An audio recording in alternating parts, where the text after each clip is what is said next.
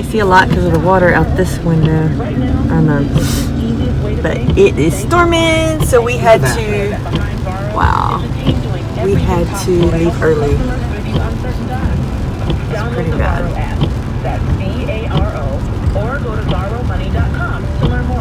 Oh, pretty nasty and sunburned and yeah. Well, when we left to come here, it wasn't showing any rain. Wow, it's looking pretty bad ahead of us. Looking better than it was behind us, where we just came from.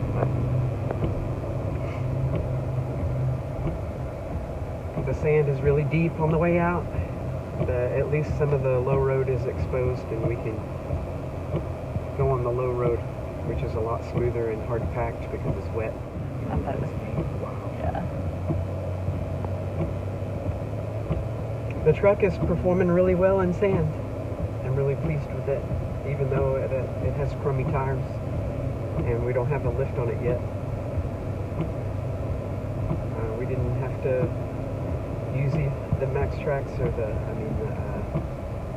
X-Bull tracks even one time.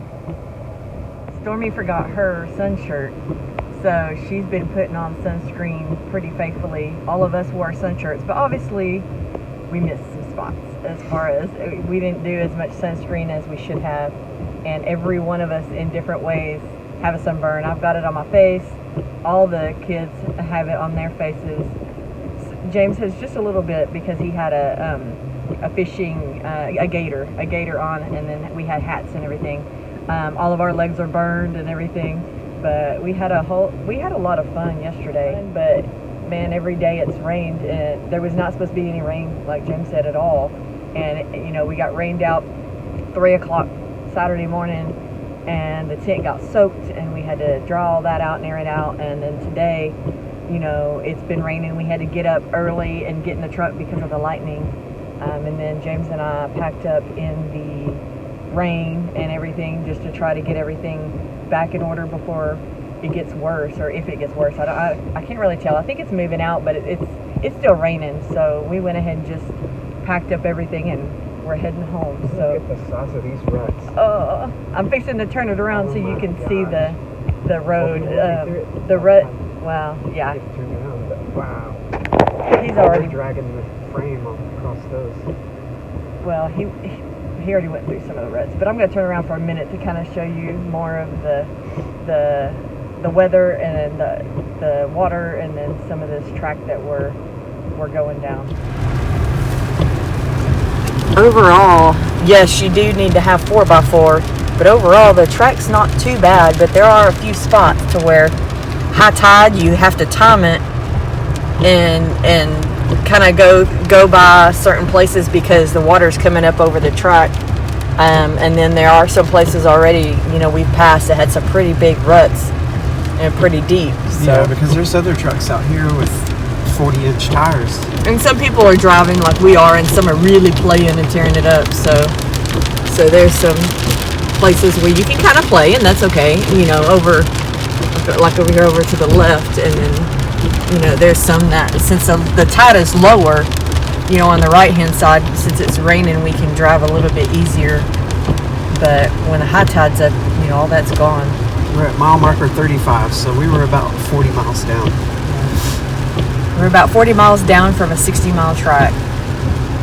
So we wanted to go to the end, but at the same time, we wanted to get out and enjoy the beach and stuff some as well. So maybe the next trip we'll go all the way down, but we're just kind of doing a little bit of everything.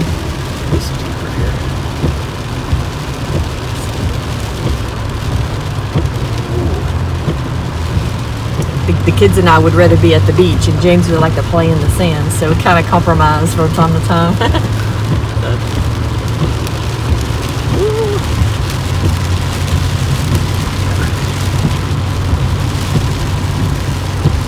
I think this is one of the places when high tide's up, you kind of have to time it to go on a few of the spots because it closes up. It's not quite as open right here. Some of the places we drive, it's opened up pretty good to where you can drive and have plenty of room to spare at high tide, and then you have camping areas too. But there's a few places that are are not quite so opened up, and you kind of have to time it. I think there was only about 2 or 3 on the way to where we went, 40 miles out, that we had to really time it and watch the waves and just go by. But it wasn't bad at all. But rain's picking up.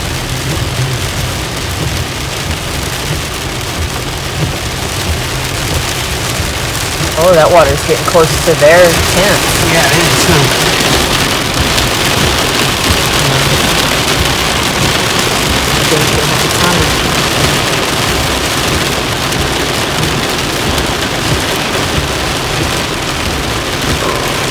It's storming now, isn't it?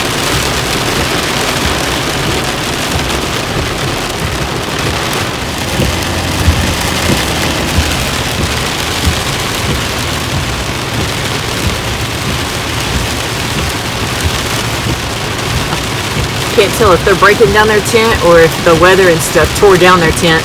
We had that problem Saturday morning. The weather was the wind was so strong, and I used the wrong tent poles to tie it down. We didn't really have any reinforcement. That the whole thing kind of started to collapse. So we put the right tent poles in this evening, or Saturday evening, and we did it a little bit better. Blocked it more from the wind, and it did okay. But they tell you that, you know, if you come in there, it's closed, just go ahead and go in and then pay, you know, when they open back up again. So we'll have to pay our daily fees for being here as we leave.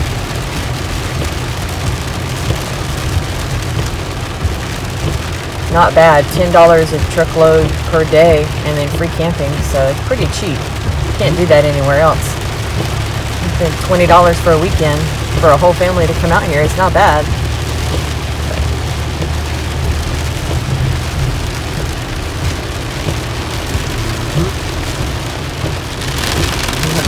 That's one thing you do have to kind of watch on this track too, is there's some debris that has washed up, some driftwood that have washed up here and there. Not bad, but there's times, you know, right in the middle of the track, so you have to kind of drive around it. So that's something to kind of be aware of. Which is really hard to do when you're stuck in ruts. Yeah. And you're trying to get out of the ruts to go around something. Well, like us, we got here like at 2 o'clock in the morning, so in the dark too. Some of these pieces of wood, some of them are pretty dark, you can see that we're coming up on, but there's some that are really light, and they blend in pretty well to the sand. And so you really have to kind of keep an eye out, you know, while you're driving, so you don't run over them, but it's not too terrible.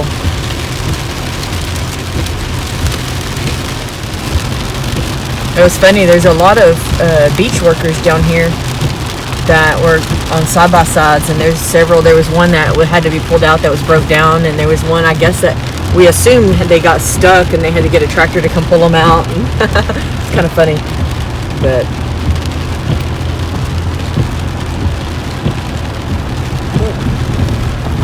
There's a bunch of stuff got stuck in there.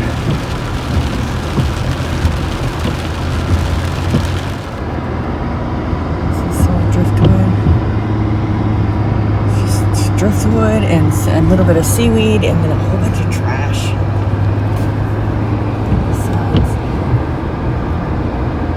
So you can pick up the firewood and stuff just off the beach. Mm-hmm. Dig a hole and... I wish we'd have brought a saw. Yeah.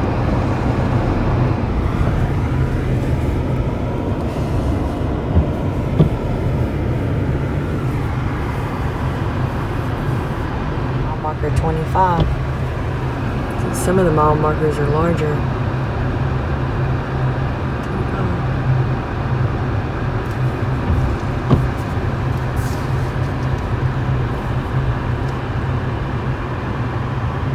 Yeah, I think the ones that go above 5 increments are Larger. And then the other ones Then are, there's a bunch of little ones, yeah. the single miles are small.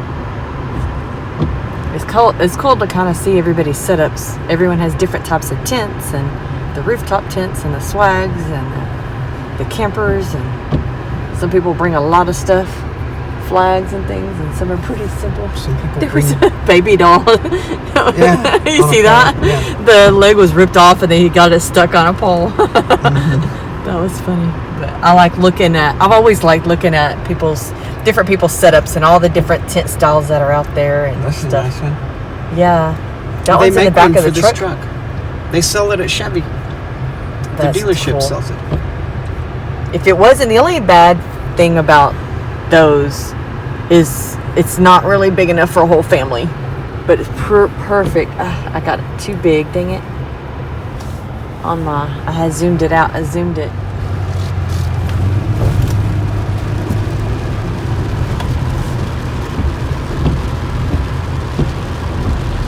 There was a breakaway tackle guy.